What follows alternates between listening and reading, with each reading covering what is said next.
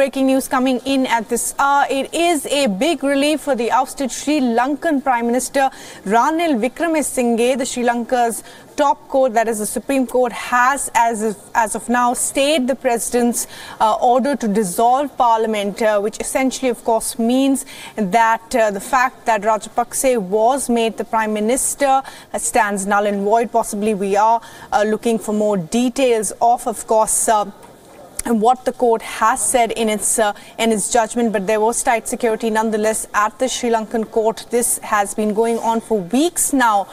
There was, of course, initially reports that there was going to be a floor test called by the president, Sri Sena. He was backing the earlier president, that is Rajapaksa, as the prime minister.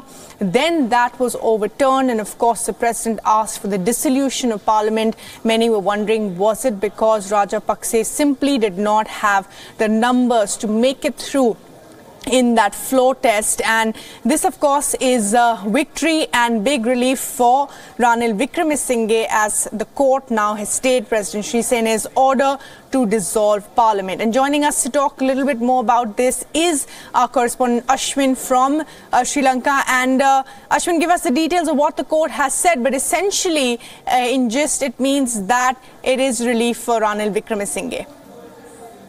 Hello. Yes, indeed, it's a victory for entire country, because the Supreme Court, the highest court in Sri Lanka, has granted interim relief, suspending the Gazette of dissolution till 19th December of this year. So it is a great relief for Ranil Wickremesinghe and the supporters. Right. And Ashwin, now what happens next? Of course, the fact that the parliament is no longer dissolved. Will there be a floor test now? What happens? Yes, indeed, it should be the ideal situation, because the Gazette has been reversed and the status quo is replaced. So everybody... Yeah, I can hear you. Yes, go ahead. So it's reversed. So the parliament is still there. So Ranil Wickremesinghe will be the prime minister. And well, there's a doubt, because now president might have to come out and say whether he still wants to go ahead with his appointee Rajapaksa as a prime minister, because these are very, very critical situation for the country, and it's very complicating. Right, critical situation for the country, and of course those doubts have been put to rest. There was a lot of international pressure as well, Ashwin, on the Sri Lankan president to do the right thing. However, the decision had to be finally taken by the court. So you're saying there could be a possibility of Rajapaksa withdrawing from this floor test as well? He might have to, because now initially they haven't had the chance of going for a floor test, simply because they were scared and they did not have the sufficient numbers. Right, and of course, take us through, the entire back and forth in this in the last 2 weeks. We've been seeing so much of a political crisis unfolding. Take us through what all has happened in the last 2 weeks. Well, on the 26th, President Maithripala Sirisena took the decision of appointing former President Rajapaksa as the prime minister. So it was a starting point. But prior to that, the relationship between the president and the then prime minister Ranil Wickremesinghe was tensed. So eventually it built up, and it came to a point that president had to come out and take a decision. So that was a starting point in October 26th, and the entire country was worried, and that's how it's all started.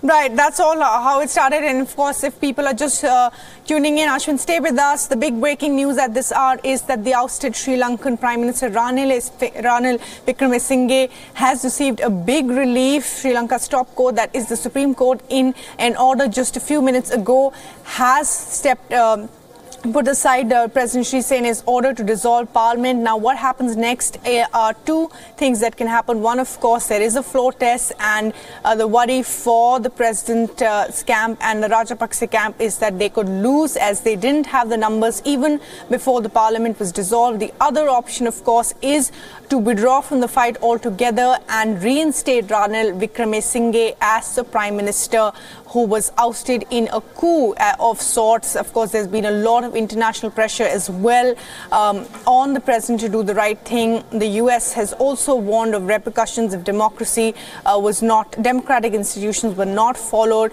The Sri Lankan the court, of course, putting all of this into perspective, saying that we are overturning that presidential order of dissolving the parliament. There has been a constitutional crisis in Sri Lanka over the last 2 weeks after the president had, of course, said that there will be a floor test and removed Ranil Wickremesinghe as well. And Lahiru Pothamalla, a journalist from Sri Lanka, is now joining us for more on what the court has said today. And on first reading, this looks like a big relief and victory for Ranil Wickremesinghe. What has the court said in detail today? I'm sorry, we don't have any details as of now. All we have is a three-judge bench, including Chief Justice Nalin Pereira. They have issued the stay order suspending the proclamation issued by President Maithripala Sirisena dissolving parliament. So the stay order will be in effect till December 18th. That's more than a month time. So in the meantime, during this time, they will be going through all the FR petitions filed by the different political parties and civil society organizations, and mainly the UNP, the political party of the ousted Prime Minister Ranil Wickremesinghe. As you said, this is a huge relief, can be considered a huge relief for the... Yeah. Right. All right. Thanks very much indeed for joining us there. Big relief for the ousted Prime Minister Ranil Wickremesinghe. The Supreme Court has stayed the dissolution of Parliament. Remember, President Sirisena had, of course, dissolved Parliament and called snap elections on January 5th, 2 weeks after firing the Prime Minister, that is Ranil Wickremesinghe, and 2 years ahead of the scheduled elections as well. So what happens next to Rajapakse and camp, we will see in the days and hours to come. In other news now, in the shadow of the Grand War Memorial, the French President Emmanuel Macron marked the 100th anniversary of the end of the World War by delivering a forceful rebuke against rising nationalism, calling it a betrayal of patriotism and warning against old demons coming back to wreak havoc, chaos and death. And of course, Donald Trump heard all of it and said it was indeed very insulting to him. The following day, Trump skipped the peace forum attended by a clutch of key figures and cancelled a visit to a military ceremony on Saturday, citing poor weather.